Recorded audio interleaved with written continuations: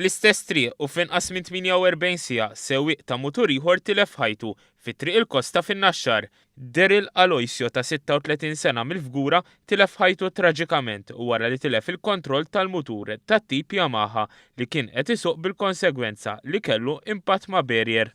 L-inċident seħħ għal ħabta ta' 2:30 neqsin 5 ta' 2 wara nofsinhar meta kien qed isuq fid-direzzjoni lejn San Ġiljan. Aloisio li kien jipprattika l-bodybuilding kien maħbub fost il-komunità ta' dan l-isports.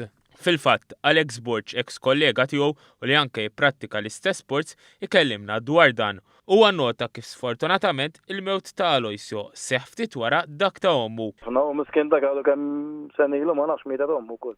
Xokjajtu kollu kif smajta aħbar li mietet ommu. U tefeżjaw ħafna qalbu tajba u nħobb jgħinu hekk. Konna żjara hekk, close hekk. Raġel li tagħmel ħabib malaj miegħu. Dik likja miegħu qalbu tajba kienu. Bodybuilding u konna niftakar ġib il-protein miegħu għawdex, shaker miegħu.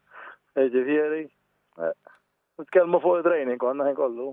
Fuq il-post issejħet ambulanza li ħadet li ssewwi l-Isptar Mater Dei iżda dan ġie ċertifikat mejjed ftit tal-ħewwara. Dwar dan il-każ ġie infurmat il-Maġistrat tal-Assaqqijin Farrugia li ħatar diversi esperti biex jassistuh fl-inkjesta li ġiet appuntata. Dan l-inċident seħħ wara li fil-jum ta' qabel tilef ħajtu Giulio Baldacchino li hu wkoll kien qed isuq il-mutur tiegħu fl-istess triq.